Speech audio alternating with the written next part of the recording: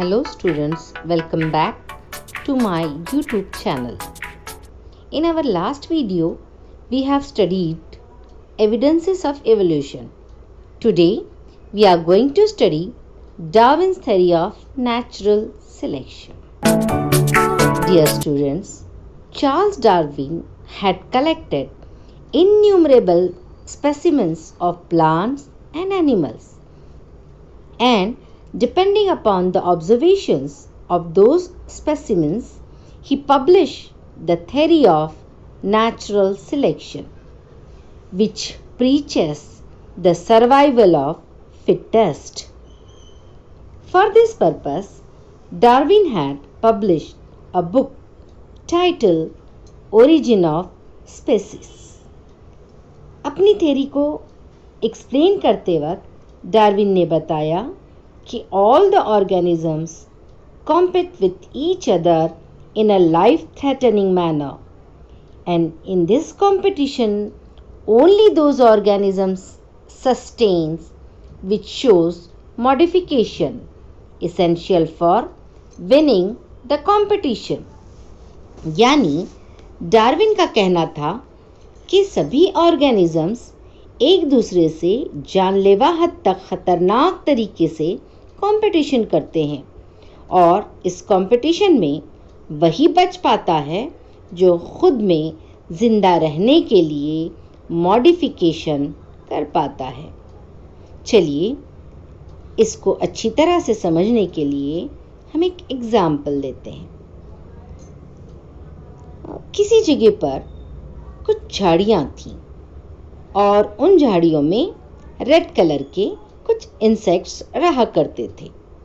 अब ये जो इंसेक्ट्स हैं ये सेक्सुअल रिप्रोडक्शन के ज़रिए रिप्रोड्यूस करते हैं अपने आप को, और जब भी सेक्सुअल रिप्रोडक्शन होता है तो वहाँ वेरिएशन होता ही है, यानी कुछ चेंजेस ज़रूर होते हैं।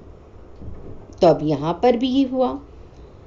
रिप्रोडक्शन के नतीजे में कुछ ग्रीन कलर के इंसेक्ट्स भी रिप्रोड्यूस हुए। अब एवोल्यूशन के लिए ये ज़रूरी है कि जो वेरिएशन हो रहा है वो नेक्स्ट जनरेशन में पास आउट हो। तो यहाँ पर ये ग्रीन कलर जो है अगली जनरेशन में पास आउट होता है, और अब इसकी वजह से दो टाइप के इंसेक्ट्स जो हैं वो रिप्रोड्यूस हुए हैं।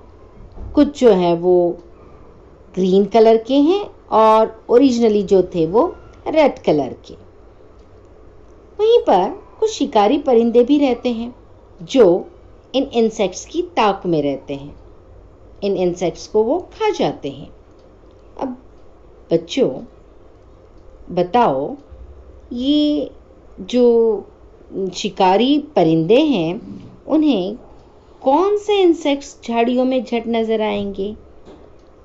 करेक्ट, रेड कलर के इंसेक्ट्स झट नजर आ जाते हैं, और इस तरह से रेड कलर के जो इंसेक्ट्स हैं ये उन परिंदों का शिकार बन जाते हैं, और ग्रीन कलर के इंसेक्ट जो हैं वो झाड़ियों की ग्रीन रंग की वजह से उसमें छुप जाते हैं और वो बच जाते हैं, और धीरे धीरे रेड कलर के जो इंसेक्ट्स हैं वो ख़त्म होते जाते हैं और ग्रीन कलर के इंसेक्ट्स की तादाद बढ़ती जाती है। यानी डियर स्टूडेंट्स, यहाँ पर जो ग्रीन कलर का वेरिएशन हुआ है ये फेवरेबल वेरिएशन था। इसकी वजह से इंसेक्ट्स जिंदा रह पाए। अब ये ग्रीन कलर के इंसेक्ट्स इस कलर को नेक्स्ट जनरेशन में पास आउट करते हैं, और इस तरह से एक नई स्पीशीज का फॉर्मेशन होता है। जो ऑर्गेनिज्म अपने एनवायरनमेंट में सर्वाइवल के लिए फिट होता है उसी का इवोल्यूशन होता है। यानी एक बात समझ लें, यहाँ पर डार्विन का कहना ये है कि वही ऑर्गेनिज्म का इवोल्यूशन होगा जो अपने आप को माहौल के मुताबिक ढाल लेगा या फिट होगा जीने के लिए। So Darwin's theory of natural selection is also known as survival of fittest. Now we will discuss the points of Darwin's theory of natural selection. Number 1, all organisms compete with each other in life-threatening manner. Number 2, in this competition, those organisms sustain, which shows modification essential for winning the competition. यानी वही जिंदा रह पाएंगे जो क्या करेंगे, modification बताएंगे, काय के लिए, कंपटीशन को जीतने के लिए. Beside competition, natural selection play an important role because nature selects only those who are fit to live and other perish. Competition के अलावा नेचुरल जो सिलेक्शन है वो भी बहुत अहम रोल अदा करता है. यहाँ पर नेचर उसी को सिलेक्ट करता है जो फिट है, जो ज़िंदा रहने के काबिल है, और बाकी सभी क्या हो जाते हैं, तबाह हो जाते हैं, ख़त्म हो जाते हैं. सो Darwin's theory of natural selection is also known as survival of fittest. Sustaining and selected organism performs reproduction and give rise to new species. जो बचे हुए हैं, जो बच पाते हैं, जो जीत गए हुए हैं, ऐसे जो ऑर्गेनिज्म हैं ये रिप्रोड्यूस करते हैं और जिसके नतीजे में नई नस्ल तैयार होती है.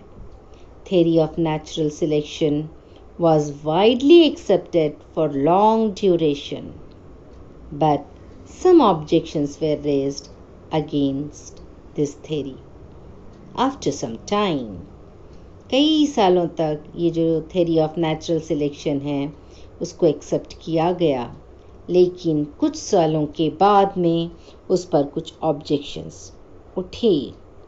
And some of the main objections are, number 1, natural selection is not only factor responsible for evolution. evolution के लिए सिर्फ natural selection जो है यही एक फैक्टर नहीं है. Second, Darwin did not mention any explanation about useful and useless modification. Darwin ने अपने एक्सप्लेनेशन में मॉडिफिकेशन के ताल्लुक से कुछ ख़ास एक्सप्लेनेशन यूज़फुल और यूज़लेस के ताल्लुक से नहीं दिया था. तीसरा जो है वो है there is no explanation about slow changes and abrupt changes.